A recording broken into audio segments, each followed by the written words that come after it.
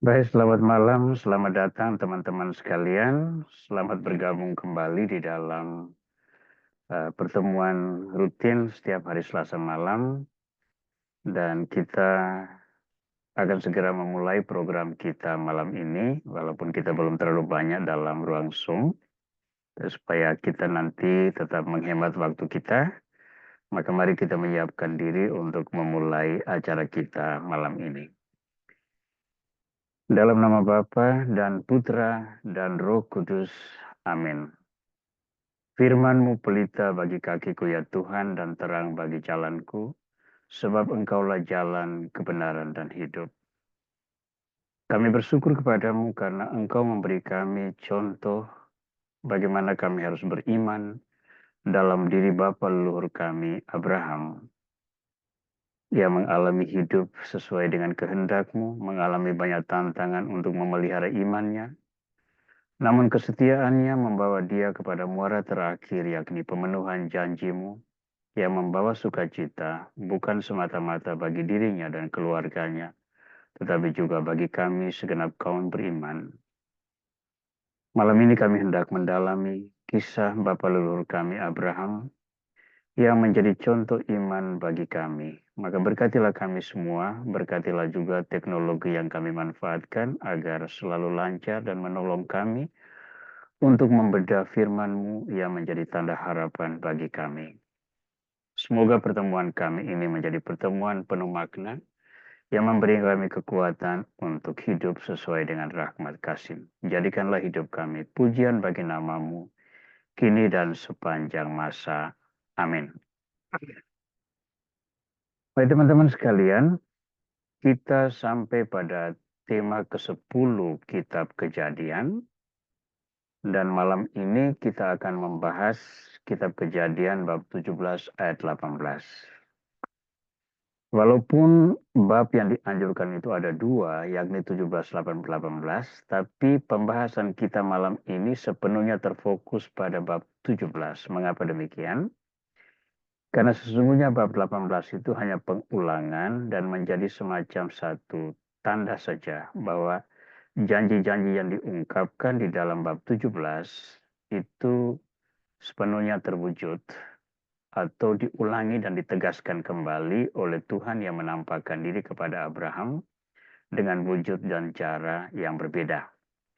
Maka bab 18 itu menjadi semacam satu PR bagi kita sekalian untuk melihat keselarasan antara konsep-konsep biblis, historis, dan teologis yang tertera di dalam bab 17, bagaimana itu dipelihara dan dijaga konsistensinya untuk Tuhan, walaupun di tengah penerimaan Abraham dan Sarai yang praktis mengalami semacam satu pergolakan batin. Apakah hal itu mungkin terjadi karena mengingat usia mereka yang sudah terlalu tua. Baik, saya akan mulai share screen seperti biasa dan teman-teman boleh mengikutinya melalui medium masing-masing.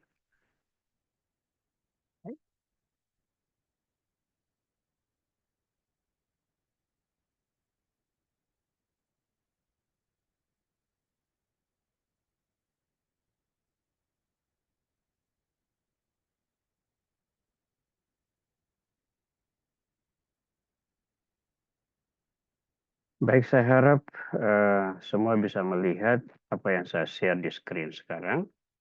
Nanti sebentar kita akan mulai mendalami dalam diskusi dan pendalaman lain, maka silakan menyimak bacaan-bacaan yang kita siapkan malam ini. Kita akan mulai dengan membaca teks dari Kitab Kejadian bab 17. Kita akan baca seluruh bab yang akan menjadi pusat refleksi kita malam ini. Ketika Abram berumur 99 tahun, Tuhan menampakkan diri kepada Abram dan berfirman kepadanya, "Akulah Allah yang Maha Kuasa, hiduplah di hadapanku dengan tidak bercela. Aku akan mengadakan perjanjian antara aku dan engkau, dan aku akan membuat engkau sangat banyak. Lalu sujudlah Abram dan Allah berfirman kepadanya, dari pihakku inilah perjanjianku dengan engkau. Engkau akan menjadi bapa sejumlah besar bangsa. Namamu bukan lagi Abram, melainkan Abraham, karena engkau telah kutetapkan menjadi bapa sejumlah besar bangsa. Aku akan membuat engkau beranak cucu sangat banyak dan membuat engkau menjadi bangsa-bangsa serta darimulah raja-raja berasal. Aku akan menetapkan perjanjian antara aku dan engkau serta keturunanmu turun-temurun menjadi perjanjian yang kekal, supaya aku menjadi Allahmu dan Allah keturunanmu. Kepadamu dan kepada keturunanmu akan kuberikan seluruh tanah Kanaan, negeri yang kau diami ini sebagai pendatang, menjadi milikmu untuk selama-lamanya, dan aku akan menjadi Allah mereka. Allah berfirman lagi kepada Abraham, dari pihakmu engkau harus memegang perjanjianku, engkau dan keturunanmu turun-temurun. Inilah perjanjianku yang harus kamu pegang. Perjanjian antara aku dan kamu serta keturunanmu. Setiap laki-laki di antara kamu harus disunat. Kulit khitanmu harus dipotong, dan itu akan menjadi tanda perjanjian antara aku dan kamu. Anak yang berumur 8 hari di antara kamu haruslah disunat. Setiap anak laki-laki turun-temurun, baik hamba yang lahir di rumahmu maupun yang dibeli dengan uang dari setiap orang asing yang bukan keturunanmu. Hamba yang lahir di rumahmu dan hamba yang engkau beli dengan uang harus disunat. Dalam dagingmu lah perjanjianku menjadi perjanjian yang kekal. Laki-laki yang tidak disunat, yang tidak dipotong kulit khitannya, orang itu harus dilenyapkan dari antara kaum sebangsanya. Ia telah mengingkari perjanjianku. Allah kemudian berfirman kepada Abraham, tentang Sarai istrimu, jangan lagi engkau menyebut dia Sarai. Sekarang namanya Sarah. Aku akan memberkati dia, dan dari dia juga aku akan memberikan kepadamu seorang anak laki-laki. Aku akan memberkatinya sehingga ia menjadi ibu bangsa-bangsa. Para raja bangsa-bangsa berasal dari dia. Lalu sujudlah Abraham dan tertawa. Ia berkata dalam hati, mungkinkah seorang anak dilahirkan bagi orang yang berumur 100 tahun? Dan mungkinkah Sarah yang telah berumur 90 tahun itu melahirkan seorang anak? Abraham berkata kepada Allah, sekiranya Ismail hidup di hadapanmu. Tetapi Allah berfirman, bukan demikian. Melainkan Sarah, istrimu itulah yang akan melahirkan anak laki-laki bagimu. Engkau akan menamai dia Ishak, dan aku akan menetapkan perjanjianku dengan dia menjadi perjanjian yang kekal untuk keturunannya. Tentang Ismail, aku telah mendengarkan permintaanmu.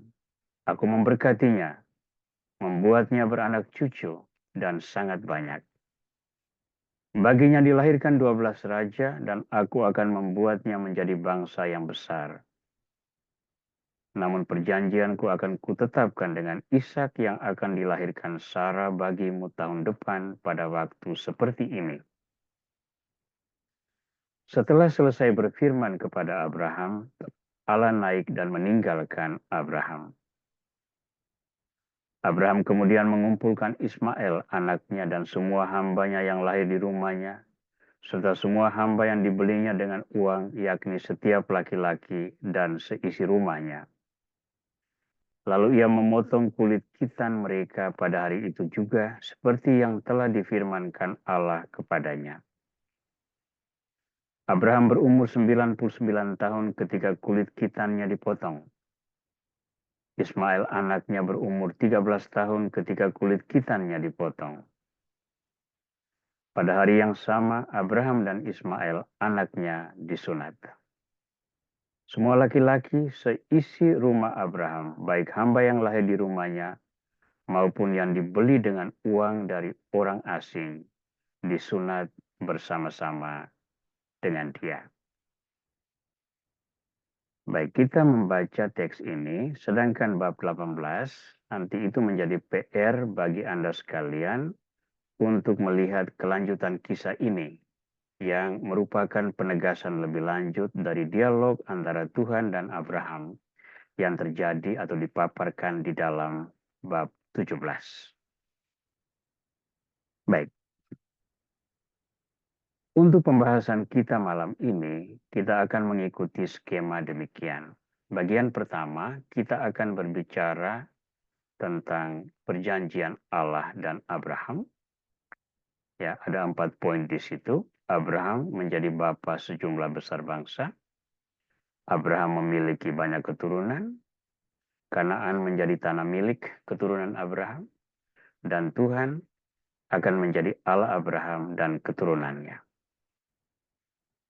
Bagian kedua, kita akan membahas tanda perjanjian, yakni perubahan nama dari Abram menjadi Abraham, Sarai menjadi Sarah, lalu ada kewajiban sunat bagi semua laki-laki di dalam keluarga Abraham. Abraham, keturunannya, dan semua hamba-hambanya yang laki-laki. Lalu nanti bagian ketiga, kita akan melihat transformasi pandangan tentang sunat dari perjanjian lama ke perjanjian baru. Jadi kita melihat fenomena yang sama, yakni sunat, tetapi dari perspektif perjanjian baru yang sangat bersifat kristosentris. Karena baik Kristus maupun para rasul serta utusan-utusan lain berbicara dengan pola pikir yang diwarnai oleh hidup dan pelayanan Yesus Kristus yang berpuncak pada wafat dan kebangkitannya. Maka nanti akan ada 3 hal yang dibahas, yakni teologi pembaptisan, lalu pastoral pembaptisan, dan tentu saja profetis atau kesaksian tentang pembaptisan. Nah, sebelum kita masuk kepada 3 tema ini, mari sejenak kita melihat tentang perjanjian itu sendiri sebagai pengantar dari seluruh pembahasan kita. Nah, saya memberikan subjudul perjanjian sebagai kebajikan iman. Nah, kita kalau perhatikan kitab suci kita saja, itu diberi nama perjanjian lama dan perjanjian baru. Ya. Semua kitab sebelum Kristus itu diberi nama perjanjian lama, dan semua yang ditulis tentang Kristus itu disebut perjanjian baru. Jadi perjanjian, atau dalam bahasa Inggris disebut covenant, itu merupakan elemen dasar, elemen hakiki dari pola beriman, baik perjanjian lama maupun perjanjian baru. Mengapa kita beriman? Karena Tuhan memberikan kepada kita janji keselamatan. Dan untuk bisa meraih keselamatan sebagai manusia, kita berjanji untuk mentaati hukum-hukum Tuhan. Nah, itu kalau seandainya dalam upacara malam Paskah itu sangat jelas. Pembaharuan janji baptis itu antara lain kita berjanji untuk misalnya melawan kegelapan dan semua godaan-godaannya. Kita berjanji untuk mempercayai Tuhan, Bapa, Putra, dan Roh Kudus, dan semua elemen lain yang tertera di dalam doa, aku percaya, dan sebagainya. Semua itu adalah perjanjian. Maka saya memberikan 4 contoh perjanjian yang krusial yang saya sebutkan sebagai kebajikan iman, yang merupakan elemen penting yang menjadi warna kita sebagai pengikut Kristus memiliki iman akan keselamatan. Nomor 1, perjanjian Nuh yang terjadi sesudah air bah, yang saya ambil dari kitab Kejadian bab 9 ayat 8-11, yang saya sebut sebagai pemurnian manusia. Mengapa demikian? Air bah diturunkan Tuhan untuk memusnahkan bangsa manusia yang begitu rusak akhlaknya. Yang dipertahankan adalah Nuh dan keluarganya. Itu pun mereka bukan manusia sempurna, tapi mereka mendekati kesempurnaan yang ditetapkan Tuhan. Maka Nuh dan keluarganya itu merupakan buah dari pemurnian manusia dari dosa-dosa yang sudah sangat merusak mereka. Kita baca. Berfirmanlah Allah kepada Nuh dan anak-anaknya yang bersama dengan dia. Sesungguhnya aku membuat perjanjianku dengan kamu dan keturunanmu, dan dengan segala makhluk hidup yang bersamamu, segala burung, ternak, dan binatang liar yang bersamamu, yang keluar dari bahtera itu, segala binatang di bumi. Aku menetapkan perjanjianku dengan kamu bahwa sejak ini segala makhluk tidak akan dilenyapkan oleh air bah lagi, dan tidak ada lagi air bah untuk memusnahkan bumi. Nah, situ. Sesungguhnya aku membuat perjanjianku dengan kamu. Dan kita ingat bahwa tanda perjanjian antara Nuh dan Allah itu adalah wujudnya adalah pelangi dari pihak Tuhan, sedangkan Nuh pada waktu itu mempersembahkan korban bakaran. Dia mendirikan altar lalu mempersembahkan korban bakaran. Yang kedua adalah perjanjian Abraham yang saya ambil dari bab kita malam ini, yakni Kejadian 17 bab 4 ayat 8. Saya menyebutnya perjanjian Abraham itu sebagai peletakan dasar iman. Ya, ada banyak pola iman. Pola-pola iman itu mengalami distorsi ketika bertemu dengan pola-pola penyembahan berhala dan sebagainya. Abraham merupakan satu katalis dari seluruh proses yang berjalan lama, dan dia itu praktis menjadi kristal dari seluruh proses pemurnian iman. Dan di atas iman Abraham inilah bertumbuh iman orang Israel, dan konsekuensinya bertumbuh iman Kristiani. Ya. Ada 4 perjanjian yang saya garis bawahi malam ini sesuai dengan pembicaraan kita. Engkau akan menjadi bapa sejumlah bangsa besar. Aku akan membuat engkau beranak cucu sangat banyak. Aku akan menjadi Allahmu dan Allah keturunanmu. Dan kepadamu dan keturunanmu akan kuberikan seluruh tanah Kanaan menjadi milikmu untuk selama-lamanya. Perjanjian Allah dengan Abraham itu sepenuhnya didasarkan pada iman Abraham yang begitu kokoh. Karena kita sudah berkali-kali membahas ini termasuk pertemuan pekan lalu bahwa pemenuhan perjanjian Abraham dengan Allah itu sepenuhnya berada di luar logika alamiah. Hanya iman Abraham yang kuat dan belas kasih Tuhan yang konsisten membuat perwujudan iman itu mungkin walaupun berada di luar nalar dan hukum-hukum alamiah. Maka di sini elemen kunci yang sangat penting adalah iman itu. Dan oleh iman itulah Abraham dibenarkan. Perjanjian ketiga yang saya garis bawahi adalah perjanjian Sinai, yang saya ambil dari kitab Keluaran bab 24 ayat 7 sampai 8. Dan saya menyebutnya sebagai petunjuk hidup yang benar. Orang-orang Israel sesudah keluar dari Mesir, bebas dari perbudakan, mereka mengembara menuju gunung Tuhan, yakni Gunung Sinai. Dan di sana kepada mereka diberikan kitab-kitab tuntunan hidup. Kita baca. Musa mengambil kitab perjanjian itu, membacakannya di hadapan bangsa itu, dan mereka berkata, segala firman Tuhan akan kami lakukan dan taati. Kemudian Musa mengambil darah itu dan menyiramkannya kepada umat serta berkata, inilah darah perjanjian yang diikat Tuhan dengan kamu berdasarkan segala firman tersebut. Tuhan memberi hukum. Orang-orang Israel berjanji untuk melakukan dan mentaati. dan perjanjian antara kedua pihak, Tuhan dan umat Israel, dimeterai dengan darah perjanjian. Sejak itu, seluruh hidup Israel didasarkan pada hukum yang tertata yang diberikan Tuhan kepada Musa. Kita mengenal hukum itu sebagai kitab Taurat yang dimuat di dalam 5 kitab pertama perjanjian lama, yakni Kejadian, Keluaran, Imamat, Bilangan, dan Ulangan. Itulah kitab perjanjian Sinai. Dan di sana orang-orang Israel berjanji untuk taat dan melaksanakannya. Maka pedoman hidup sudah ada. Jadi sekarang bisa lihat bagaimana kontinuitas dari perjanjian pertama, yakni Nuh, di mana orang-orang dimurnikan, manusia dimurnikan melalui peristiwa air bah. Kemudian manusia yang sudah dimurnikan itu diberi iman yang model iman yang benar dalam diri Abraham.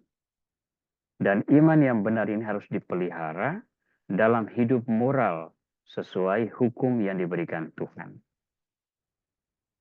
Namun proses ini pada akhirnya berpuncak pada perjanjian keempat, yakni perjanjian Kristus.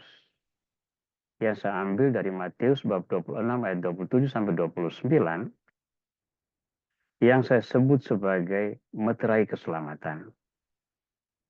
Kemudian Yesus mengambil cawan, mengucap syukur lalu memberikannya kepada mereka dan berkata, "Minumlah kamu semua dari cawan ini. Sebab inilah darahku, darah perjanjian yang ditumpahkan bagi banyak orang untuk pengampunan dosa. Aku berkata kepadamu, mulai sekarang aku tidak akan minum lagi hasil pokok anggur ini sampai pada hari aku meminum hasil yang baru bersama kamu dalam kerajaan Bapakku." Nah, sekarang bisa lihat kata-kata Yesus ini adalah kata-kata yang selalu kita ulangi setiap hari dalam konsekrasi, terutama ketika mengangkat piala. Terimalah dan minumlah kamu semua. Inilah darahku, darah perjanjian baru dan kekal yang ditumpahkan bagimu dan bagi semua orang demi pengampunan dosa. Nah, pengampunan dosa ini menjadi sangat penting karena itulah syarat kita untuk masuk ke dalam keselamatan. Seseorang hanya boleh masuk ke dalam keselamatan kalau dia itu adalah kudus. Kudus itu hanya terjadi ketika orang dimurnikan dari dosanya. Dan syarat untuk seseorang dimurnikan dari dosa adalah pertobatan. Maka pertobatan menjadi sebuah elemen yang sangat penting yang selalu diwartakan dan ditekankan oleh Yesus Kristus. Karena meterai keselamatan tidak akan bisa diberikan kalau manusia tidak mau bertobat dari dosanya. Ya. Nah, meterai terakhir ini, darah perjanjiannya itu adalah darah Kristus sendiri. Kristus sendiri mengatakan bahwa dia datang bukan untuk meniadakan hukum Taurat, melainkan untuk menggenapinya. Dan penggenapan itu bukan berarti bahwa taat setia 100% seperti hukum-hukum yang digariskan Musa, tetapi menerapkan hukum itu dan melangkah melewatinya, agar pesan kasih Tuhan itu merangkum dan menyentuh juga semua bangsa lain. Ingat, bahwa hukum Taurat itu agak bersifat eksklusif. Itu diberikan kepada orang-orang Israel, anak-anak Yakub yang dibebaskan dari perbudakan Mesir. Ya, hukum itu berlaku untuk turunan Yakub ini. Kita semua ini berada di luar garis keturunan Yakub. Tetapi karena penggenapan hukum Taurat oleh Yesus Kristus, yang kemudian melangkah melewati hukum itu untuk merangkum bangsa-bangsa manusia, maka kita pun pada akhirnya dirangkum ke dalam satu kesatuan gereja kudus, dan kita menyebut diri sebagai Israel baru, dengan Abraham tetap sebagai bapa leluhur, walaupun itu dalam arti spiritual. kita bukan anak Abraham secara natural, tetapi secara spiritual. Dan itu hanya mungkin karena Kristus ketika menggenapi hukum Taurat, dia menyerahkan diri dan darahnya itu tertumpah untuk menguduskan bangsa-bangsa. Karena dia mengutus para muridnya untuk mewartakan Injil kepada semua bangsa, bahkan kepada semua makhluk. Maka keselamatan yang dibawa oleh Kristus jelas jauh lebih kompleks, jauh lebih luas, jauh lebih global daripada keselamatan yang digariskan di dalam perjanjian lama. Nah, 4 bentuk perjanjian yang saya pilih dari sekian banyak perjanjian di dalam kitab-kitab kita, itu mengungkapkan keluhuran nilai perjanjian dalam penghayatan iman Kristiani. Ya. Bagi orang-orang Yahudi, hidup mereka sekarang adalah hidup dalam penantian. Penantian untuk kedatangan Sang Mesias yang entah kapan. Bagi orang Kristiani, penantian itu sudah lewat. Kita hidup dalam penggenapan. Yang kita wartakan adalah penggenapan warta keselamatan oleh Kristus dan undangan bagi semua bangsa untuk menikmati penggenapan tersebut dalam satu kesatuan. Sehingga kita memandang keselamatan eskatologis yang difirmankan Tuhan di dalam kitab Wahyu sebagai sebuah visi masa depan yang akan kita raih kalau kita konsisten berjalan menurut kehendak Yesus Kristus. Nah, pengantarnya agak panjang, tetapi menurut saya ini penting untuk kita memahami nanti makna perjanjian Abraham dengan Tuhan. Maka sekarang kita masuk ke dalam perjanjian Tuhan dengan Abraham.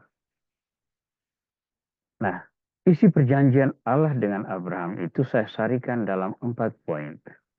Abraham menjadi bapa sejumlah besar bangsa. Abraham memiliki banyak keturunan. Tuhan menjadi Allah Abraham dan keturunan Abraham. Kanaan menjadi tanah milik keturunan Abraham selama-lamanya. Ini 4 poin yang kita bahas dalam bagian perjanjian Allah dengan Abraham. Baik. Yang pertama, Abraham menjadi bapa banyak bangsa. Dalam kitab Kejadian bab 17 ayat 4 kita membaca, dari pihakku, pihak Allah, inilah perjanjianku dengan engkau. Engkau akan menjadi bapa sejumlah besar bangsa. Nah, sekarang dari kitab suci sendiri kita membuktikan bagaimana Abraham menjadi bapa sejumlah besar bangsa. Kita lihat dulu siapa istri-istri Abraham yang memberinya keturunan. Abraham itu ternyata mempunyai 3 istri. Yang pertama adalah Sarah, istri sah, yang melahirkan Ishak. Itu dapat ditemukan dalam Kejadian 21 ayat 1 sampai 7. Itu tentang Ishak di situ. Sarah sebagai istri sah melahirkan Ishak, anak perjanjian itu. Lalu yang kedua adalah Hagar, itu gundik. Dia adalah hamba Sarah yang melahirkan Ismail. Itu kita sudah bahas pekan yang lalu ya. Pekan yang lalu. Hagar, pekan yang lalu. Kita berbicara tentang Hagar, gundik atau hamba Sarah itu melahirkan Ismail dalam Kejadian bab 16 ayat 15. Nanti temukan di sana. Tapi ada istri ketiga yang tidak terlalu terkenal yang bernama Ketura. Ya. Itu tidak tahu. Ya, jelas dia gundik, tapi siapa dia, statusnya apa itu tidak pernah tahu. Hanya tertulis dalam kitab Kejadian bab 25 bahwa Abraham mengambil seorang istri lain yang bernama Ketura. Ternyata Ketura ini mempunyai anak yang lebih banyak. Ada Simran, ada Yoksan, ada Medan, ada Midian, ada Isbak, dan ada Suah. 2, 4, 6. 6 orang anak dilahirkan oleh Ketura. Kapan itu terjadi? Apakah sesudah Sarah melahirkan? Atau sebelum Sarah melahirkan? Atau sebelum Hagar melahirkan? Atau sesudah Hagar melahirkan? Tidak ada catatan. Tapi dalam kitab Kejadian bab 25, 1-6, jelas tertulis tentang keluarga istri ketiga ini. Nah, dari sini saja kita sudah melihat ada 8 anak laki-laki. Jangan lupa, silsilah Israel hanya berpedoman pada anak laki-laki. Anak perempuan tidak masuk dalam silsilah. Karena ketika dia kawin, dia masuk dalam keluarga suaminya. Kita lihat lanjut. Cucu-cucu yang lahir dari anak-anak. Turunan Ismail itu ada 12 anak laki-laki. Ada Nebayot, ada Kedar, Abdel, Mipsam, Misma, Duma, Masa, Hadad, Tema, Yetur, Nafis, dan Ketma. Ya. 1, 2, 3, 4, 5, 6, 7, 8, 9, 10, 11, 12. Masih ada seorang anak perempuan yang bernama Mahalat. Mahalat ini kemudian kawin dengan Esau. Ya. Lalu turunan Ishak itu ada Esau dan Yakub. Lalu ada turunan anak-anak ketura, ya, yang tadi itu anak-anak ketura di sini, Simran, Yoksan, Medan, Midian, Isbak, dan Suai. Itu keturunan mereka apa? Sheba, Dedan, Ashur, Letus, Leum, Eva, Efer, Henok, Abida, Eldaa. Nah, ini cucu-cucu Abraham. Nah, sudah berapa ini? Sudah banyak. Nah, sekarang kita lihat bangsa-bangsa yang terbentuk oleh turunan Abraham. Turunan Ismail itu adalah bangsa-bangsa Arab. Itu dalam Kejadian 25 ayat 18. Di sana ditulis mereka mendiami daerah Hawila sampai Sur sebelah timur Mesir. Sebelah timur Mesir. Ya. Lalu ada turunan Esau yang disebut sebagai bangsa Edom. Ya, ini Kejadian bab 36 ayat 1 sampai 43. Nanti Anda baca, Anda temukan di sana tentang keturunan Esau. Lalu ada keturunan Yakub. Yakub sendiri mempunyai 12 anak laki-laki dari 4 orang istri. Ya, ada Lea, ada Rahel, ada Bilha, dan ada Silpa. 12 anak laki-laki dan seorang anak perempuan yang bernama Dina. Sekali lagi, Dina tidak masuk dalam silsilah karena dia anak perempuan. Itu mereka membentuk bangsa Israel. Lalu turunan anak-anak ketura itu disebut mendiami tanah timur. Entah bangsa apa, tidak jelas di situ. Tetapi itu nanti Anda temukan dalam Kejadian bab 25 ayat 6. Di sana ada sedikit deskripsi tentang anak bangsa dari anak-anak ketura ini. Nah, sekarang bisa lihat. Abram pada usia 100 tahun itu baru memperoleh anak yang bernama Ishak. Pada usia 86 tahun, dia memperoleh anak Ismail. Lalu ada juga anak-anak lain. Dari anak-anak yang diturunkan Tuhan inilah bangsa-bangsa terbentuk. Maka perjanjian antara Tuhan dari pihak Tuhan yang pertama, yakni engkau menjadi bapa sejumlah besar bangsa, itu terwujud. Dari data Biblis saja. Kitab suci berbicara tentang kitab suci. Tidak perlu kita harus menggali data historis dari konsep-konsep atau catatan-catatan sekuler. Isi perjanjian yang kedua. Abraham memiliki banyak keturunan. Aku akan membuat engkau beranak cucu sangat banyak dan membuat engkau menjadi bangsa-bangsa serta dari mula raja-raja berasal. Nah, keturunan Abraham itu terdiri dari siapa? Ada 12 suku dari keturunan Ismail. 12 suku dari keturunan Yakub. Banyak suku-suku keturunan Esau. Edom itu banyak itu. Begitu juga banyak suku-suku keturunan Ketura. Dari segi kuantitas, bangsa-bangsa terus bertumbuh dan berkembang, maka dari satu pokok, yakni Abraham, telah mengalir cabang dan ranting, buah-buah yang terus bertumbuh. Mereka itulah yang kita sebut sebagai anak-anak Abraham. kita masih berbicara tentang anak karena pertalian darah. Oke? Kita belum berbicara tentang anak sebagai wujud pertalian iman. Kita orang Kristiani kebanyakan adalah anak-anak Abraham karena pertalian iman, bukan pertalian darah. Jadi sekali lagi, dari pihak Tuhan, Abraham memiliki banyak keturunan, terwujud di sini. Ya. Yang ketiga, Tuhan menjadi Allah Abraham dan keturunannya. Aku menjadi Allahmu dan Allah keturunanmu. Nah, untuk ini saya mengutip satu peristiwa yang sangat penting yang berkaitan dengan Yakub. Ya. Yakub itu kan menipu Esau kan untuk merampas berkat dari Ishak. Lalu untuk menyelamatkan dia dikirim oleh mamanya untuk pergi tinggal dengan pamannya Laban, saudara dari Ribka di tanah Haran. Di sana Yakub menikah, kawin dengan dua saudara anak Laban, yakni Lea dan Rahel. Lalu Lea memberikan Silpa budaknya menjadi istri Yakub. Rahel memberikan Bilha budaknya menjadi istri Yakub juga. Dari mereka lahir 12 anak laki-laki itu, mulai Ruben sampai Benyamin. Ketika dia kembali ke tanah Kanaan, kan dia takut juga dengan Esau kan, tetapi dua saudara ini memilih untuk hidup berpisah sambil saling menghormati. Lalu apa yang Yakub lakukan? Yakub tiba dengan selamat di Sikem di tanah Kanaan dalam perjalanannya dari Padan Aram. Lalu ia berkemah di sebelah timur kota Sikem. Kemudian ia membeli dari anak-anak Hemor, ayah Sikem, sebidang tanah seharga 100 kesita.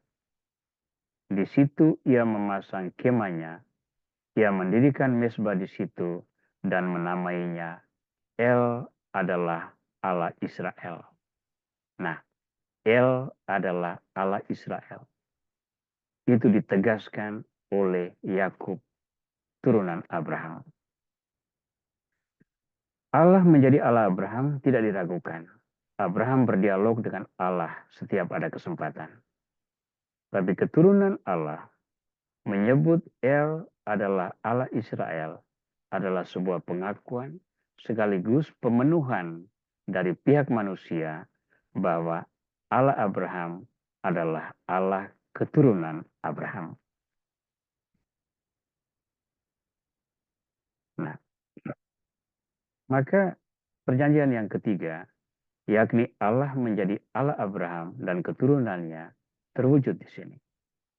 Dan selanjutnya selalu dikatakan bahkan hingga pada zaman Yesus, Allah yang hidup selalu disebut sebagai Allah Abraham, Allah Ishak, dan Allah Yakub. Ya. Yang keempat, Kanaan menjadi tanah milik keturunan Abraham. Kejadian bab 17 ayat 8a kita membaca, kepadamu dan keturunanmu akan kuberikan seluruh tanah Kanaan, negeri yang kau diami ini sebagai pendatang, menjadi milikmu untuk selama-lamanya. Siapa yang mendiami tanah Kanaan ketika orang-orang Israel ada ketika Abraham datang? Ketika orang-orang Israel bergerak dari Mesir menuju ke tanah Kanaan, siapa yang mendiami? Di sana ada orang-orang Amori, orang-orang Yebus, orang-orang Het, dan sebagainya. Mereka ini yang mendiami Kanaan. Tapi kemudian mereka itu habis antara lain karena juga ketika tanah-tanah itu diduduki oleh orang-orang Israel, bangsa-bangsa ini dimusnahkan atau diperhamba. Contohnya itu misalnya orang Het. Salah satu dari orang Het itu adalah Uria, yang istrinya bernama Batsheba, yang kemudian dirampas oleh Daud. Raja yang terkenal itu merampas Batsheba dari suaminya Uria yang adalah orang Het. Itu adalah sisa-sisa bangsa yang mendiami Kanaan ketika ditaklukkan oleh orang Israel, yang kemudian mereka berintegrasi ke dalam kehidupan bangsa Israel. Jadi pemenuhan janji Allah bahwa Kanaan menjadi tanah milik keturunan Abraham terwujud. Tapi bagaimana sebetulnya status tanah Kanaan itu? Pertama, Abraham dan Ishak itu tinggal di Hebron itu sebagai pendatang. Ya. Abraham itu tidak pernah memiliki penuh tanah Kanaan. Pada waktu itu semua bangsa lain ada di sana. Begitu juga Yakub. Dia tinggal di Beersheba, lalu kemudian pindah ke Mesir dan meninggal di sana ketika Yusuf menjadi Perdana Menteri di Mesir. Ya. Baru sesudah orang Israel beberapa abad kemudian dibebaskan dari perbudakan Mesir dan masuk ke tanah Kanaan, dipimpin oleh Yosua, disitulah mereka berhasil menaklukkan seluruh tanah Kanaan. Nah, nanti bisa baca kitab Yosua. Bagaimana proses pengambil alihan penaklukan tanah Kanaan itu terjadi. Mulai dari Yeriko. Sampai dengan pembagian tanah-tanah itu menjadi milik pusaka suku-suku Israel turun-temurun. Seluruh data itu ada di dalam kitab Yosua. Maka sekali lagi, pemenuhan janji Tuhan dalam bahwa tanah Kanaan menjadi tanah milik keturunan Abraham itu terwujud. Teristimewa pada peristiwa Yosua. Ini isi perjanjian Allah dengan Abraham. Nilai pokok yang harus kita perhatikan bahwa antara Allah dan Abraham masing-masing memiliki hak dan memiliki kewajiban. Ya. Allah memiliki kewajiban, yakni memenuhi semua janjinya, yakni membuat Abraham menjadi bapa bangsa-bangsa, membuat Abraham memiliki banyak keturunan, membuat tanah Kanaan menjadi milik keturunan Abraham. Itu dari pihak Allah.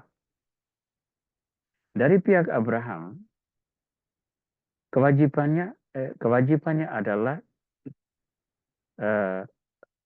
menerima Allah menerima Tuhan sebagai satu-satunya sembahan, Yahweh sebagai satu-satunya sembahan, dan menandai penghormatan kepada Tuhan itu dengan cara memenuhi kewajiban sunat. Itu kewajiban dari Abraham dan keturunannya. Hak masing-masing, ya, lihat secara terbalik. Hak Tuhan adalah diterima, diakui, dihormati, disembah. Itu hak Tuhan. Hak Abraham adalah menerima semua berkat yang terwaris kepada keturunannya hingga kita sebagai gereja kudus pun menerima warisan secara rohani semua yang ada. Dari masing-masing pihak ada dua, ini adalah sebuah relasi dialogal antara Allah dan manusia. Masing-masing pihak ada hak, masing-masing pihak adalah kewajiban. Sangat fair. Ya. Iman kita kepada Tuhan ini sangat fair. Tuhan tidak hanya menuntut dari kita sebagai budak, sebagai penyembah, tetapi juga memberikan kepada kita segala sesuatu yang disiapkan. Agar kita sebagai manusia hidup sebagai pribadi yang bermartabat. Ya. Kita melangkah ke bagian yang kedua, yakni tanda perjanjian. Tentang tanda perjanjian ini ada dua tema pokok, yakni perubahan nama dan sunat. Perubahan nama terjadi yakni Abram menjadi Abraham, Sarai menjadi Sarah. Lalu sunat itu wajib bagi semua laki-laki di lingkungan keluarga Abraham, baik keturunannya maupun hamba-hambanya. Ya. Sekarang kita lihat tentang tanda perjanjian ini. Perubahan nama Abram dan Sarai. Kejadian bab 17 ayat 5 tertulis, namamu bukan lagi Abram, melainkan Abraham. karena engkau telah kutetapkan menjadi bapa sejumlah besar bangsa. Pada Kejadian bab 17 ayat 15 sampai 16 kita membaca, Allah kemudian berfirman kepada Abraham, tentang Sarai istrimu, jangan lagi engkau menyebut dia Sarai, sekarang namanya Sarah. Aku akan memberkati dia, dan dari dia juga aku akan memberikan kepadamu seorang anak laki-laki. Aku akan memberkatinya sehingga ia menjadi ibu bangsa-bangsa. Ya. Nah, peralihan nama ini sebuah langkah simbolik. Ya, Abram itu artinya adalah Bapa yang terhormat. Ya, sekarang menjadi Abraham. Mengapa? Karena dia adalah Bapa bangsa-bangsa. Ini bahasa Semitik. Tidak perlu kita harus membuat analisis hermeneutik, tetapi kita cukup melihat makna peralihan arti. Bapa yang terhormat itu kan sangat manusiawi. Bapa bangsa-bangsa lahir dari ketidakmungkinan. Ya, Abraham yang sudah tua, tetapi darinya itu lahir bangsa-bangsa. Itu tidak akan terjadi kalau dimensi campur tangan Allah tidak nampak. Ya, maka Abraham, Bapa yang terhormat, menggarisbawahi dimensi manusiawi, sedangkan Abraham, Bapa bangsa-bangsa, menggarisbawahi dimensi keilahian. Hal yang sama terjadi pada Sarai. Sarai yang berarti putri menjadi Sarah yang berarti ibu bangsa-bangsa. Sekali lagi, putri adalah dimensi kemanusiaan, ibu bangsa-bangsa, dimensi keilahian. Karena Sarah mengandung dan melahirkan pada usia yang secara biologis, secara natural, secara hukum alamiah itu tidak mungkin terjadi. Ya. Tuhan memenuhi janjinya. Maka kepada Abram dan Sarah diberi sebuah tanda. Mereka adalah instrumen Tuhan untuk memenuhi janji yang dia berikan. Tanda perjanjian kedua adalah sunat. Inilah perjanjianku yang harus kamu pegang. Perjanjian antara aku dan kamu serta keturunanmu. Setiap laki-laki di antara kamu harus disunat. Kulit khitanmu harus dipotong. Dan itu akan menjadi tanda perjanjian antara aku dan kamu. Siapa yang wajib disunat? Yang wajib disunat adalah Abraham dan semua keturunannya yang laki-laki. Pada waktu itu baru Ismail. Belum ada yang lain. Yang juga wajib disunat adalah semua hamba laki-laki yang lahir di rumahnya. Abraham mempunyai banyak hamba. Ingat pada waktu dia membebaskan Lot dari tawanan raja-raja, itu dia membawa sekitar 300 orang bersenjata. Siapa mereka? Hamba-hambanya. Yang juga wajib disunat adalah semua hamba laki-laki yang dibeli dengan uang atau alat pembeli yang lain. Ya. Ini kewajiban dari pihak keluarga Daud, keluarga Abraham. Pelanggaran kewajiban sunat itu hukumannya mati. Kita membaca ayat 14. Laki-laki yang tidak disunat, yang tidak dipotong kulit khitannya, orang itu harus dilenyapkan dari antara kaum sebangsanya. Ia telah mengingkari perjanjianku. Ya. Nah, apa konsekuensinya? Konsekuensi mengapa sunat ya? Kita bicara dulu tentang mengapa sunat. Sunat itu adalah praktek umum medis dan kultural di Timur Tengah ya. Nah, sebetulnya di lingkungan kita juga, itu ada juga dalam budaya-budaya tertentu itu ada praktek sunat ini. Ya, praktek sunat. Dalam suku-suku tertentu di Indonesia ini, cukup banyak suku yang melakukan praktek sunat. Di samping kewajiban agama seperti yang masih dijalani oleh kaum muslimin. Ya. Budaya-budaya lain walaupun bukan muslim, ada juga yang menjalani praktek sunat. Nanti sebentar kita akan bicara mengapa sunat itu tidak wajib di dalam kehidupan komunitas Kristiani. Tapi itu sebentar. Jadi itu praktek umum, secara medis maupun secara budaya.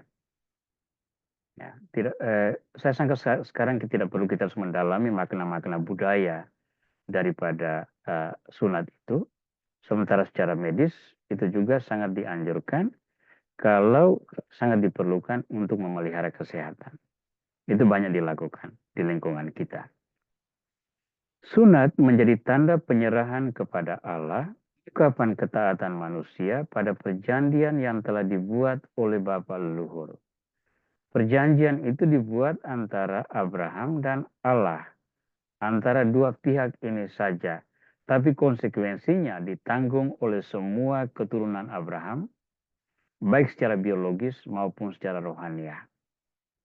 Maka praktik sunat ini sampai sekarang masih menjadi kewajiban iman, baik di lingkungan orang-orang Yahudi maupun orang-orang Muslim, Islam, yang secara spiritual melihat diri sebagai keturunan Abraham.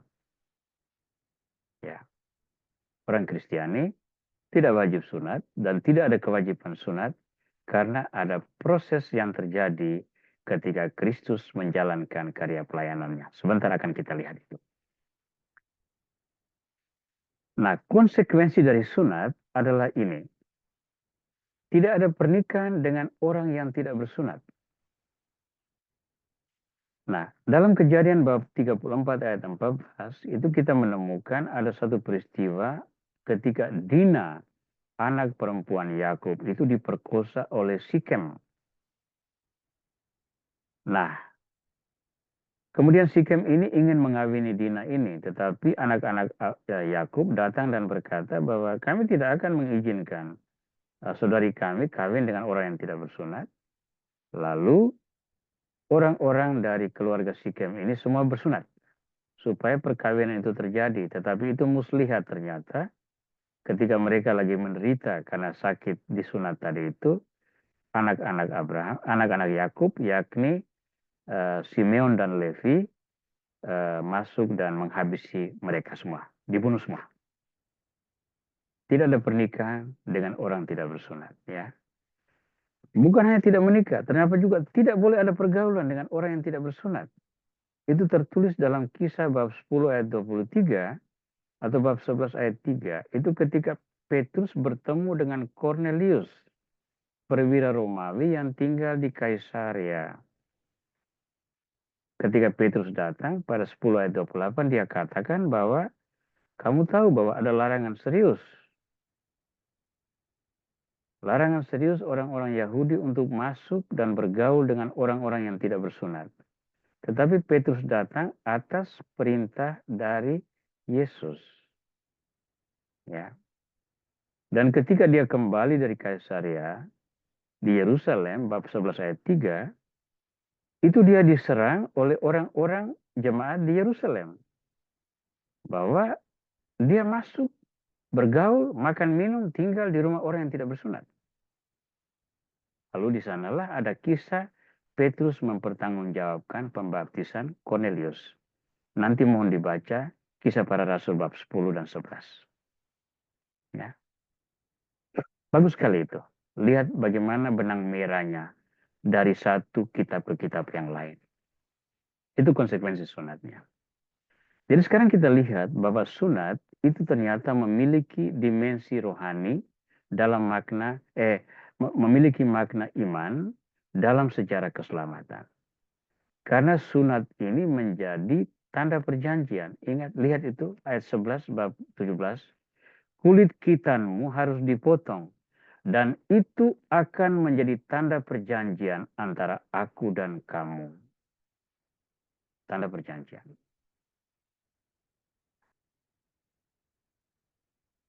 Beralih dari tema kedua, malam ini kita masuk kepada bagian ketiga, yakni pandangan perjanjian baru tentang sunat itu. Ada 3 poin yang harus dibahas, yakni pandangan teologis, pandangan pastoral, dan pandangan profetis. Untuk mengawali pandangan perjanjian baru tentang sunat ini, kita mulai dengan sebuah pertanyaan. Orang Kristiani tidak bersunat, salah atau benar? Itu pertanyaan yang sering diajukan dan juga sering dimanfaatkan oleh kepercayaan-kepercayaan yang melihat sunat sebagai kewajiban iman. Di gereja Kristen itu tidak ada itu sunat sebagai kewajiban iman, itu tidak ada. Sunat sebagai keputusan bebas karena budaya atau kesehatan itu boleh, tapi tidak ada kaitan sama sekali dengan kewajiban dan ritus-ritus iman Kristiani. Kita lihat bagaimana proses itu terjadi. Jemaat perdana Kristiani menjalani hidup sebagai orang Yahudi. Semua kewajiban Taurat termasuk sunat itu dipenuhi. Jangan lupa, orang-orang yang menjadi Kristiani yang pertama pasca Kristus bangkit itu adalah orang-orang Yahudi. Mereka yang menyaksikan peristiwa Pentakosta datang dan berbicara berbagai bahasa itu adalah orang-orang Yahudi yang sedang menjalankan kewajiban ziarah Paskah dan Pentakosta ke Yerusalem. Ya, kata Pentakosta itu dalam iman Yahudi itu adalah sebuah pesta syukur ya, pesta panen. Syukur ketika orang membawa buah-buah pertama dari hasil perjuangannya itu dipersembahkan di bait Allah Yerusalem. Jadi ketika orang berkumpul banyak pada pesta Pentakosta di Yerusalem pada waktu Roh Kudus turun, itu masuk akal karena mereka ada di sana untuk membawa persembahan buah-buah sulung karya mereka kepada Tuhan. Dan peristiwa itu dimanfaatkan oleh roh Tuhan untuk turun ke atas para rasul, sehingga banyak orang menjadi saksi Pentakosta yang berarti roh kudus turun, lalu beralih menjadi pengikut Kristus. Tuhan itu seorang strategis yang sangat brilian. Ya, belum ada medsos waktu itu, belum ada WA, belum ada Twitter, belum ada X, belum ada apa lagi semua. Maka kesempatan banyak orang berkumpul di Yerusalem pada peristiwa Paskah itu Yesus wafat. Peristiwa yang menggegerkan dan bangkit. Peristiwa yang menggegerkan itu pada hari Paskah. Roh Kudus turun itu terjadi pada hari Pentakosta. Ya, Pentakosta ketika orang-orang Yahudi berkumpul untuk korban syukur. Nah, semua jemaat perdana yang beralih dari iman Yahudi menjadi pengikut Kristus, murid-murid Kristus itu memenuhi semua kewajiban uh, hukum-hukum Yahudi. Mereka juga berdoa di bait Allah. Ya, mujizat ketika Petrus menyembuhkan orang yang lumpuh itu terjadi ketika mereka pergi berdoa di bait Allah pada jam 3 sore. Itu ritus-ritus Yahudi. Ketegangan mulai terjadi ketika orang dari latar belakang bukan Yahudi menerima dan percaya Kristus. Ketegangan pertama itu terjadi ketika Cornelius, perwira Romawi, minta agar Petrus dibawa kepada dia berkat sebuah penampakan. Ya. Kisah bab 10 dan bab 11. Baca itu. Konflik terjadi di Antioquia karena pengajaran sejumlah murid dari Yerusalem tentang kewajiban mentaati hukum Musa agar bisa selamat. Itu dalam Kisah Para Rasul bab 15 ayat 1 sampai 2, di situ tertulis jelas. Ada sejumlah orang datang dari Yerusalem ke jemaat Antioquia lalu berkata, jika seseorang tidak memenuhi semua kewajiban hukum Musa, dia tidak bisa diselamatkan. Dan itu langsung dilawan oleh Paulus dan Barnabas. Apa yang terjadi? Konflik itu melahirkan konsili Yerusalem. Dan di bawah bimbingan Roh Kudus, konsili Yerusalem membahas masalah kewajiban hukum Musa itu, lalu membuat keputusan membebaskan jemaat dari kewajiban memenuhi hukum Musa. Ya. Penekanan hanya ada pada hal sederhana. Harus menjaga kekudusan dari berhala, dari percabulan. Ya. Makanan-makanan dari binatang yang dipersembahkan kepada berhala, yang mati tercekik, itu yang tidak boleh dimakan. Itu saja. Sunat, persepuluhan, dan semua kewajiban-kewajiban yang tertulis dalam hukum Taurat, terutama kalau nanti kita bahas kitab Imamat, itu bagi orang pengikut Kristus dibebaskan. Inilah mengapa sekarang orang Kristiani tidak lagi melihat kewajiban-kewajiban perjanjian lama itu sebagai kewajiban mutlak yang harus dipenuhi. Boleh dijalankan atas sebuah keputusan bebas, tapi bukan sebagai sebuah kewajiban pemenuhi hukum Taurat yang sudah boleh dibilang dianulir berkat peristiwa konsili Yerusalem pada masa para rasul masih hidup. Dan gereja kudus, gereja yang didirikan di atas dasar para rasul. Ya, itulah sebabnya tidak memberikan persepuluhan di gereja itu tidak melanggar kewajiban iman. Kalau Anda mau melakukan, boleh. Jangankan persepuluhan. Seluruh hartamu diberikan kepada pelayanan gereja juga boleh. Itulah sebabnya mengapa orang Kristiani tidak lagi melihat sunat sebagai sebuah kewajiban iman. Maka kalau seandainya ada orang yang mempersoalkan Yesus disunat, Paulus disunat, rasul-rasul disunat, Yohanes Pembaptis disunat, kok kamu orang Kristen sekarang tidak disunat? Nah ini, Konsili Yerusalem. Konsili Yerusalem menganulir semua ini. Ya. Karena iman kepada Kristus itu tidak lagi berpatok pada turunan Abraham semata-mata, tetapi pada semua orang yang mau membuka diri pada Kristus Yesus.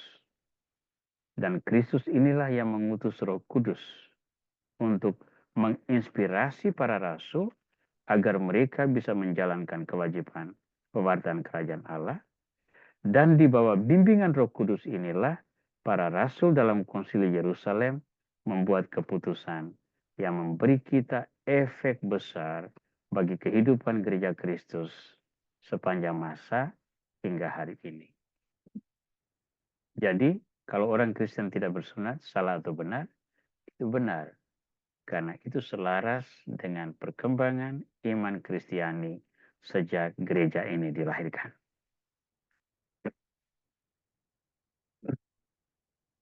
Dalam perjanjian baru, sunat itu dikalahkan oleh beberapa hal. Dalam pengajaran Santo Paulus kita menemukan itu. Nomor satu, orang tidak perlu disunat kalau dia taat pada perintah Tuhan. Dalam surat pertama kepada umat di Korintus bab 7 ayat 18-19, Paulus menulis, kalau seseorang dipanggil dalam keadaan bersunat, janganlah ia berusaha meniadakan tanda-tanda sunat itu. Kalau seseorang dipanggil dalam keadaan tidak bersunat, janganlah ia mau bersunat. Sebab bersunat atau tidak bersunat tidak penting. Yang penting ialah mentaati hukum-hukum Allah. Dan apa hukum Allah dalam perjanjian baru? Kasihilah Tuhan Allahmu dengan segenap hatimu, dengan segenap jiwamu, dengan segenap akal budimu. Dan kasihilah sesamamu manusia seperti dirimu sendiri. Dengan kata lain, kalau engkau mempunyai kasih, sunat itu tidak penting. Yang kedua, sunat dikalahkan oleh beriman. Dalam surat kepada umat di Galatia bab 5 ayat 6, Paulus menulis, bagi orang-orang yang telah ada di dalam Kristus Yesus, hal bersunat atau tidak bersunat tidak mempunyai arti. Hanya iman yang bekerja oleh kasih. Sekarang lihat, iman lebih penting daripada sunat. Kalau orang beriman, sunat menjadi tidak perlu. Ciptaan baru. Dalam surat kepada umat di Galatia bab 6 ayat 15, Paulus menulis, sebab bersunat atau tidak bersunat tidak ada artinya, tetapi menjadi ciptaan baru, itulah yang ada artinya. Nah, sekarang kita lihat, Paulus yang bersunat, Yesus yang bersunat, semua membawa kita kepada hidup yang mengutamakan keselamatan dalam Kristus. Dengan demikian, perjanjian lama yang digenapi oleh Kristus membuka pintu bagi kita untuk menikmati buah-buah perjanjian lama itu melalui Kristus. Dan Kristus melalui para rasul dalam konsili Yerusalem memberikan kita pembebasan untuk banyak kewajiban yang terbukti menjadi pola perbudakan baru yang dialami oleh orang-orang pada zaman pra-Kristus dan pada masa-masa Kristus melayani sebagai manusia di Israel. Nah, kita sampai kepada bagian akhir dari pembahasan kita malam ini, yakni meterai kita bukan lagi sunat tetapi baptisan.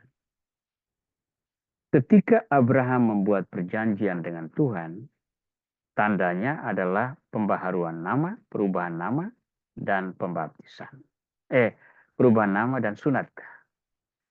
Orang Kristiani mengalami kelahiran baru dalam Yesus Kristus dan tanda itu bukan sunat tetapi baptisan. Yang pertama, makna teologis.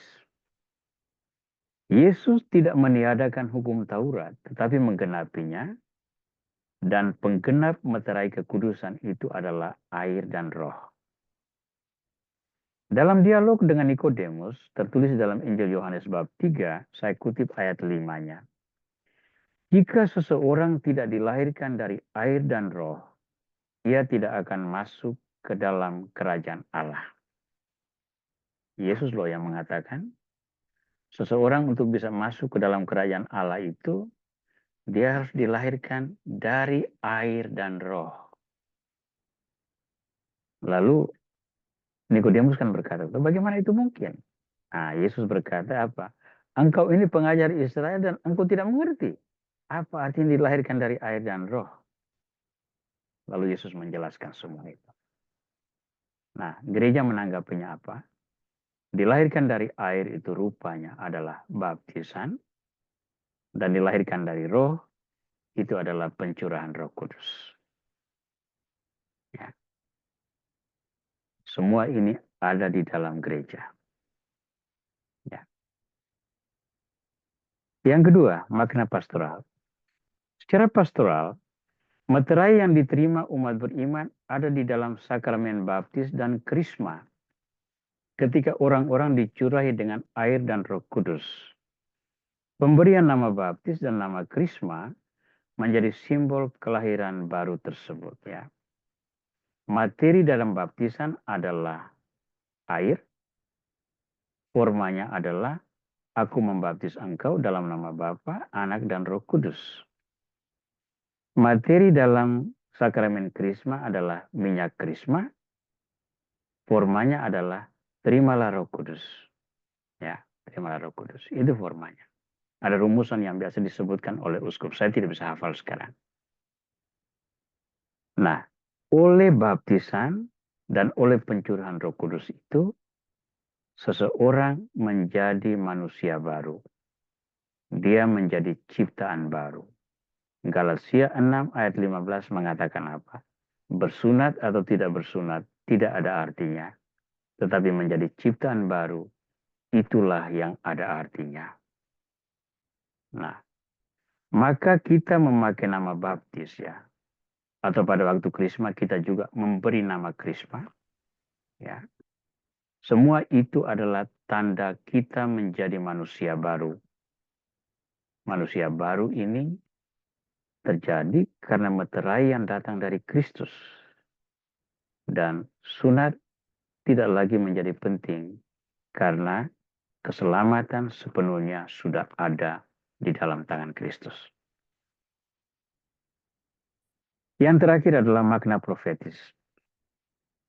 Dengan memperoleh baptisan, kita sebagai orang Kristiani itu mempunyai kewajiban, yakni mewartakan kerajaan Allah.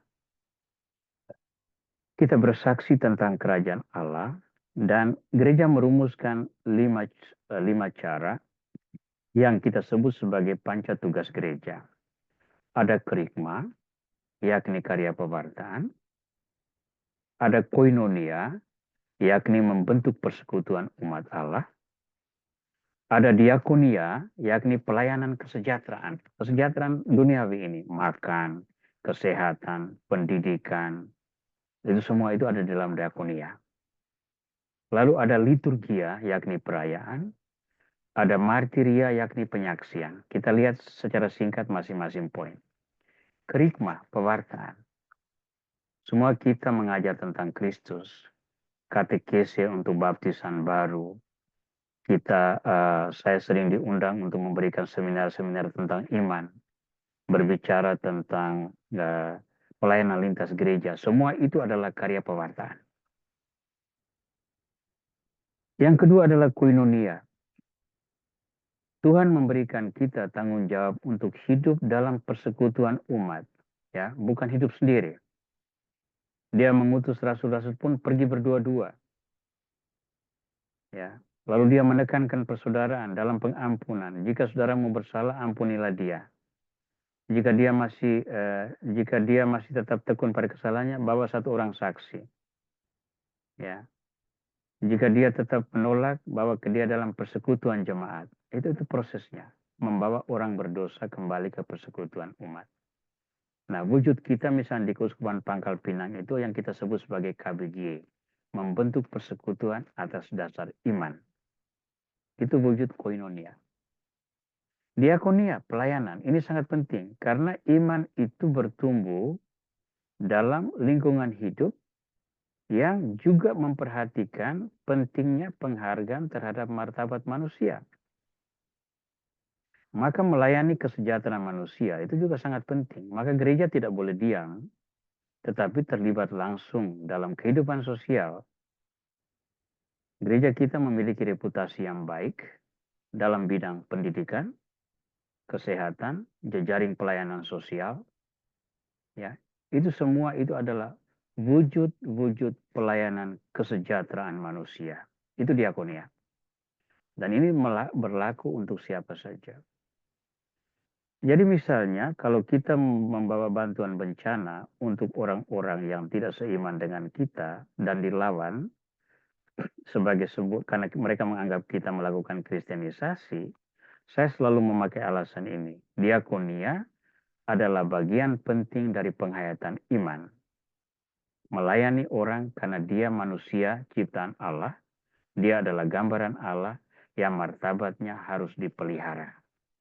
Ketika dia miskin, ketika dia melarat, ketika dia menjadi korban bencana, ketika dia sakit, dia seorang yang sedang martabatnya digoncangkan. Sebagai orang beriman, kita wajib mengembalikan ini, memulihkan ini dengan pelayanan kita. Liturgia, perayaan, semua perayaan Ekaristi, doa-doa bersama, itu adalah perayaan. Kita merayakan kehadiran Tuhan. Menerima sakramen-sakramen itu sebuah perayaan. Ketika Anda membuat pengakuan dosa, itu Anda merayakan belas kasih Tuhan kepada orang berdosa. Ya. Jadi di sana bukan Anda datang untuk mengungkapkan rahasia Anda yang Anda tutup kemana-mana dalam ruangan tertutup. Tidak. Di sana yang paling pokok adalah Anda merayakan pengampunan Tuhan yang diberikan kepada Anda melalui berkat Bapa pengakuan. Perayaan Ekaristi itu menjadi sangat jelas bentuk liturgia kita. Dan akhirnya martiria, penyaksian. Penyaksian ini sangat penting. Penyaksian ini kita bertindak dan bertingkah laku menurut prinsip-prinsip Kristiani sehingga orang tergerak untuk menemukan Kristus. Ya. Berani berdoa ketika di resto, itu sebuah martiria. Berani berbicara bahwa kita adalah orang Kristiani, karena itu kita memiliki kewajiban untuk melakukan ini dan itu adalah martiria. Martiria terbesar adalah mengorbankan nyawa demi memberi kesaksian tentang iman. Sebagaimana dilakukan oleh banyak martir di dalam gereja. Tapi martiria itu memiliki kompleks pemahaman yang luas, karena kesaksian dalam bentuk apapun semua adalah martiria. Nah, sebagai ilustrasi dari ini, kita temukan di dalam Kisah Para Rasul bab 2 ayat 44 sampai 47. Semua orang yang percaya tetap bersatu dan semua milik mereka adalah milik bersama. Dan selalu ada di antara mereka yang menjual harta miliknya, lalu membagi-bagikan kepada semua orang sesuai dengan keperluan masing-masing. Dengan bertekun dan sehati, mereka berkumpul tiap-tiap hari dalam bait Allah. Mereka memecahkan roti di rumah masing-masing secara bergiliran dan makan bersama dengan gembira dan tulus hati sambil memuji Allah. Dan saya tebalkan kata-kata ini, mereka disukai semua orang. Tiap-tiap hari Tuhan menambahkan jumlah mereka dengan orang yang diselamatkan. Ini, mereka disukai semua orang. Padahal mereka itu apa? Berdoa, serahkan miliknya untuk kepentingan bersama, memecahkan roti, makan bersama dengan gembira dan tulus hati sambil memuji Allah.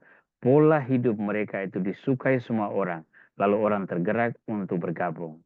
Ini adalah martiria. Ini adalah kerikmah. Ini adalah koinonia.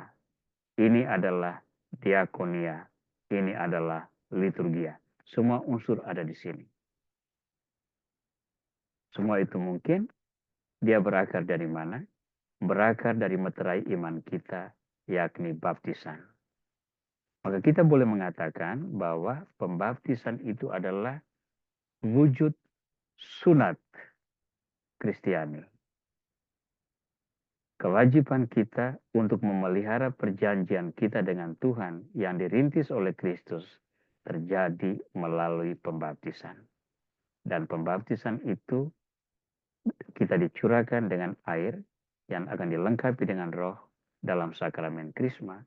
Maka kita sebagai orang Kristiani berada pada jalur keselamatan yang sudah digenapi oleh Yesus Kristus. Baik teman-teman, saya ucapkan banyak terima kasih untuk semua perhatian dan kesabaran mendengarkan penguraian saya malam ini. Untuk 18, saya persilakan bab 18, saya persilakan Anda untuk membaca dan mendalami serta membuat perbandingan dengan pembahasan atas dasar bab 17 ini. Di situ Anda melihat bagaimana pemenuhan janji-janji Tuhan itu terjadi. Saya percaya banyak pesan rohania yang dapat Anda temukan melalui proses tersebut. Baik.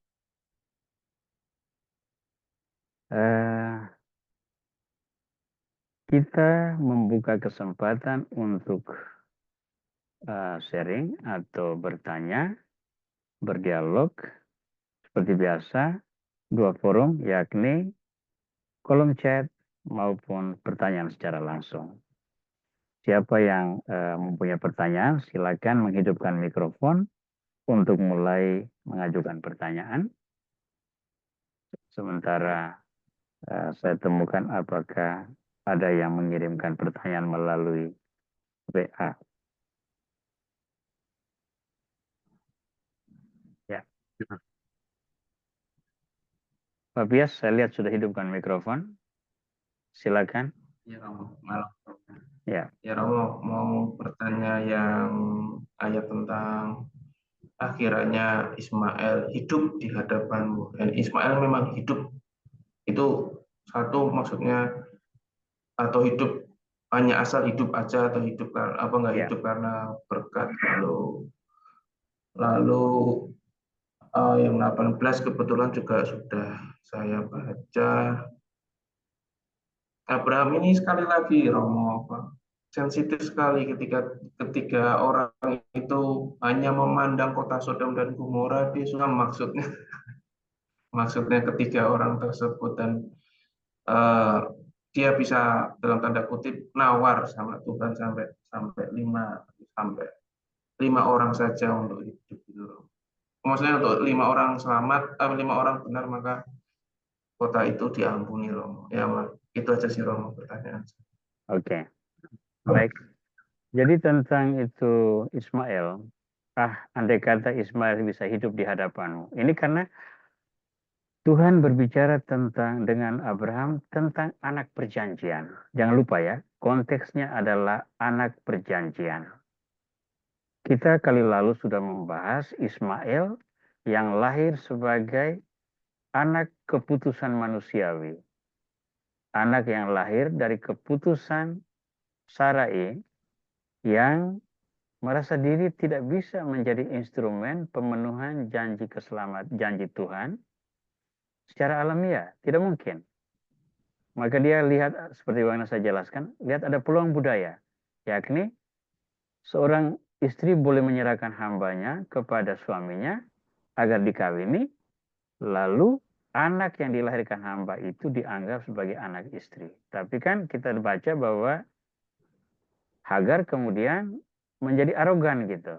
Dia karena hamil lalu dia merasa, ini saya. Padahal dia adalah hamba. Lalu Sarai juga bertindak salah ketika dia menindas dan sebagainya. Tapi Tuhan tidak menghilangkan Ismail. Tapi sekali lagi, rencana Tuhan itu tidak di situ. Rencana Tuhan itu adalah anak dari Sarah. Kenapa Tuhan memilih Sarah dan bukan Hagar itu nanti tanya Tuhan. Tetapi jelas bahwa di situ Sarah, anak Sarah itu adalah anak perjanjian. Maka ketika Abraham mengatakan, andai kata Ismail hidup di hadapanmu, Tuhan berkata bahwa bukan itu. Anak perjanjian itu adalah anak Sarah. Tetapi tentang Ismail, ya, itu saya mengabulkan permintaanmu. Bahwa dia itu hidup di hadapan Tuhan. Dia juga akan menjadi anak dan bangsa besar. Tetapi dia bukan anak perjanjian. Maka dia menjadi bangsa besar, dia hidup, dia berperanan, tetapi itu di luar jalur rencana keselamatan yang disiapkan oleh Tuhan. Mengapa itu terjadi? Apakah itu tidak adil menurut hukum-hukum manusiawi? Ya, boleh kita menilai demikian. Tetapi itu hukum-hukum manusiawi. Tuhan memiliki rencana-rencana atau cara-cara yang menurut Tuhan dipandang baik. Ya, menurut Tuhan dipandang baik. Ya. Nanti kalau sudah masuk surga Pak Pias, tanya Tuhan ya, nah, ini kenapa ini sampai bisa begini nih? Nah, buat kami bingung saja selama di dunia ini. Kami harus berdebat sekian banyak, membela ini dan itu, sampai kita pusing juga. Tetapi patokannya kan seperti Abraham. Tuhan menyuruh dia yang seringkali tidak masuk akal, dia jalani saja. Apalagi kalau nanti Tuhan menyuruh dia mengorbankan Ishak. Itu satu satu ujian iman yang saya percaya kalau saya pada posisi Abraham dengan mental sekarang ini, itu tidak mungkin saya bisa jalankan. Tidak mungkin. Tidak mungkin. Ya. Tentang Sodom dan Gomora, itu nanti mungkin ada waktunya. Ada pembahasan tentang itu. Doa Abraham itu ya, yang kita sebut sebagai doa syafaat. Ya. Kalau belum ada lagi yang bertanya, saya baca dulu satu pertanyaan.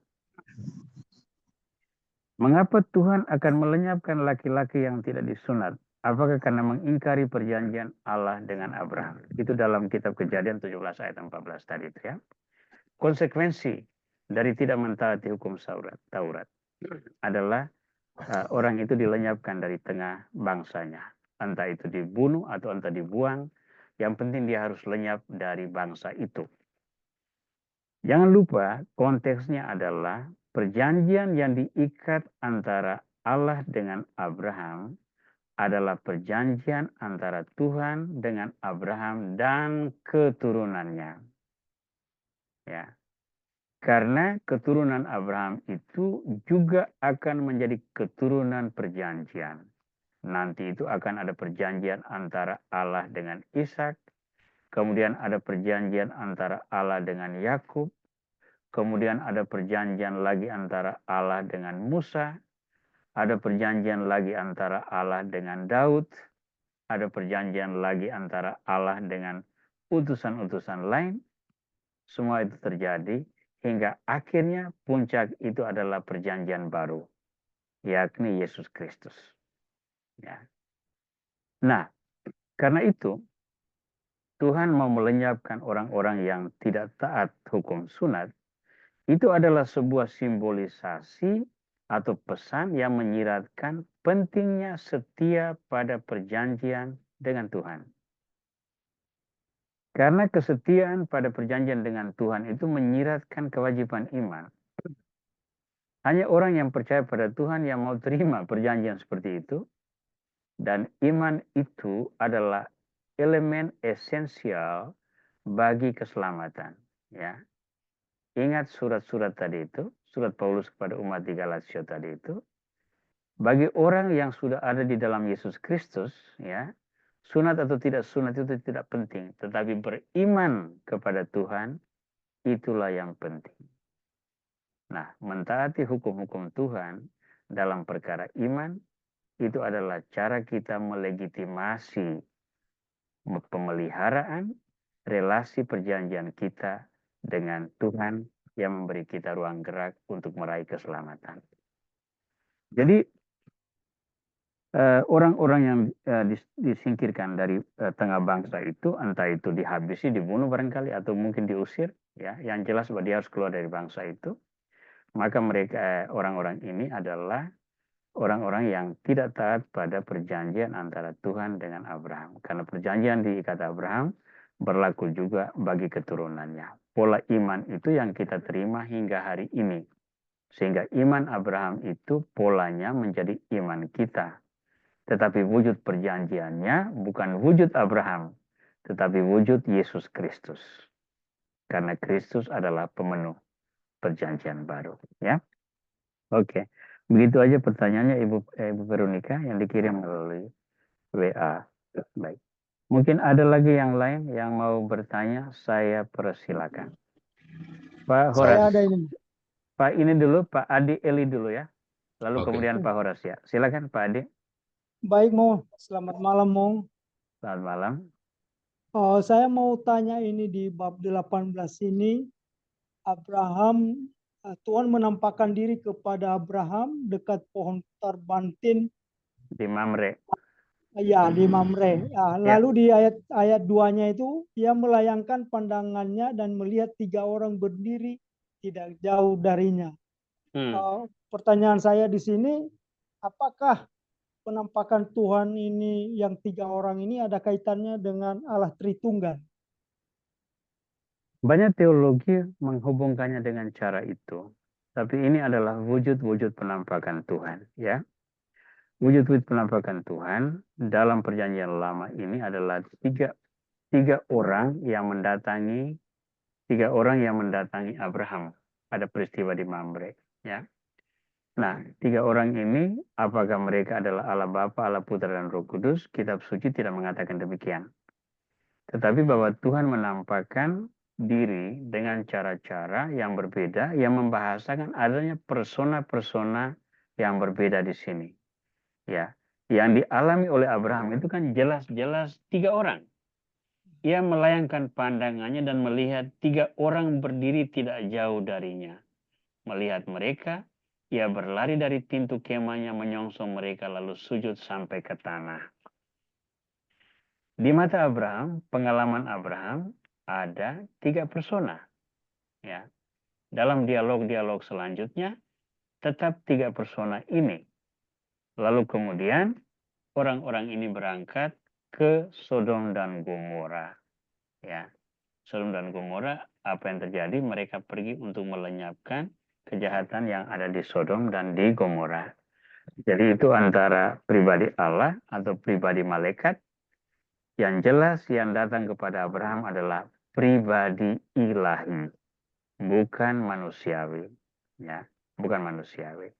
Jadi masih beragam-ragam tafsir ya. Saya menggantung dulu pertanyaan ini secara lebih mendetail karena saya harus mendalami baik-baik dulu. Ya. Dan tidak boleh menjawab sesuatu dengan tanpa keyakinan yang kuat tentang itu. Jadi bahwa ini adalah sudah cukup banyak bahasan tentang itu. Nanti ini saya menulis dengan mencatat tentang ini supaya itu nanti bisa disampaikan dalam peristiwa berikutnya. Gitu ya Pak Edi ya. Oke. Terima kasih, Tadi Mo. Pak Horas mau bicara tadi, silakan. Mikrofonnya belum Pak Horas. Oh ya, terima kasih Romo. Ya, silakan. Itu tadi kan kita sudah memahami bahwa keturunan Abraham itu ada keturunan perjanjian dan yang tidak itu ya. Nah, kemudian dari keturunan perjanjian itu adalah si Ishak ya. Nah, kemudian dari keturunan Ishak ada 2. Apakah yang seringkali kita ini kan keturunan Yakub? Apakah Yakub, keturunan ya. Esau itu juga termasuk keturunan perjanjian? Di dalam berkat aliran berkat, jalur berkat ini perjanjian itu Edom itu tidak masuk. Yakub yang menjadi orang terpilih. Ya. Yakub kemudian beranak 12 laki-laki. Dan 12 laki-laki ini pun Yehuda yang kemudian keturunannya itu melahirkan Yesus Kristus. Ya, jadi selalu ada pengerucutan gitu.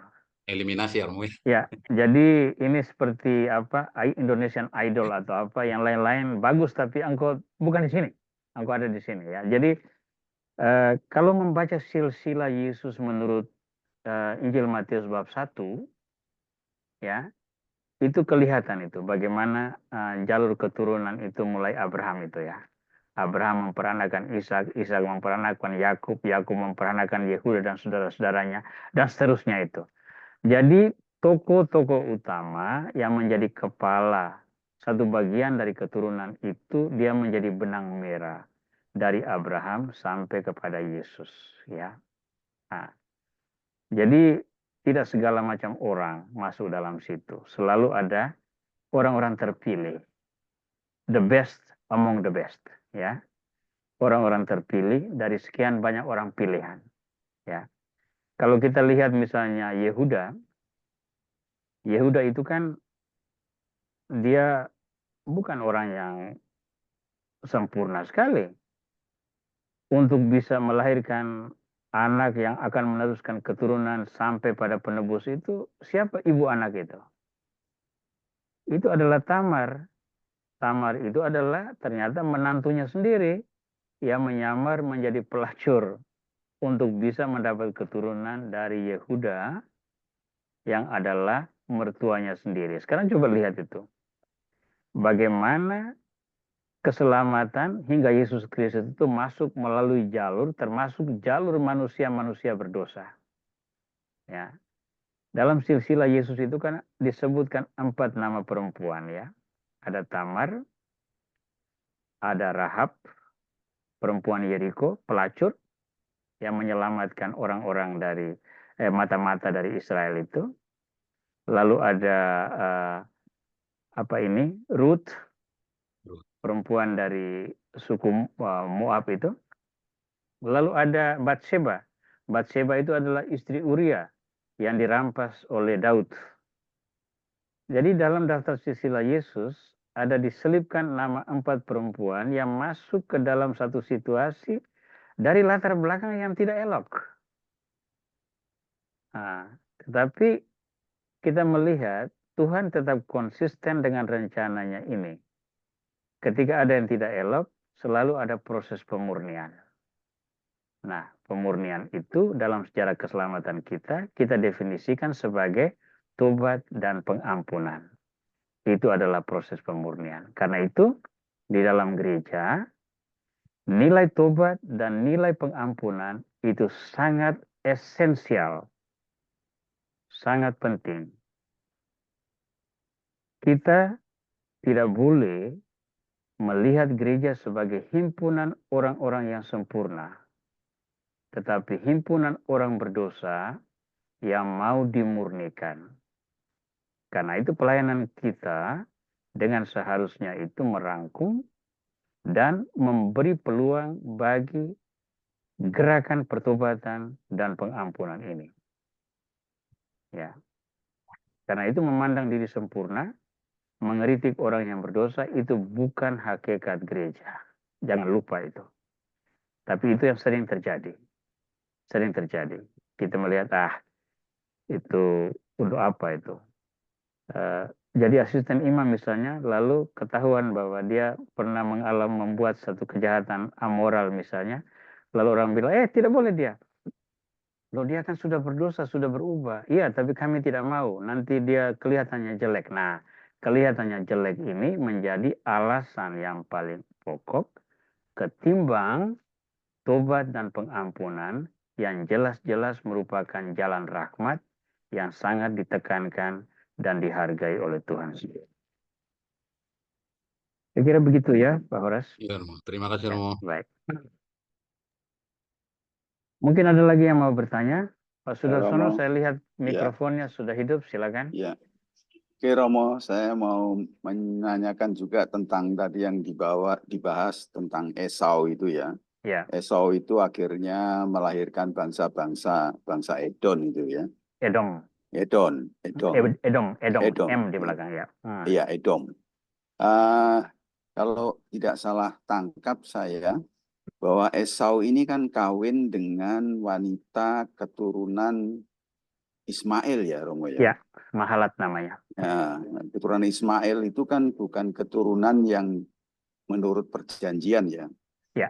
Apakah karena Esau kawin dengan keturunannya si Ismail ini, sehingga keturunan Esau ini tidak termasuk seperti keturunan menurut perjanjian, begitu Romo?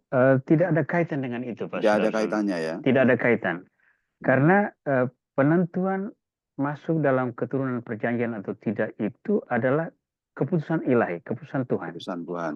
Karena di dalam proses perkawinan yang antara di dalam daftar keturunan yang hingga kelahiran Yesus itu juga tersisip darah-darah asing ini, ya, yang tadi disebutkan itu misalnya itu apa ini Rahab misalnya, Rahab itu perempuan Yeriko. Lalu ada Ruth, itu perempuan Moab. Lalu ada Batseba, itu istri Uria orang Het. Bukan orang Yehuda, orang Het. Ya. Nah itu dia. Semua ini adalah penyisipan-penyisipan yang terjadi. Dan jangan lupa bahwa pertalian darah itu dilihat melalui jalur keturunan laki-laki.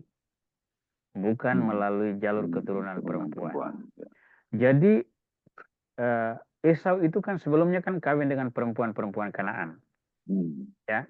Lalu Ribka kan bilang, saya sudah bosan dengan orang-orang Het ini.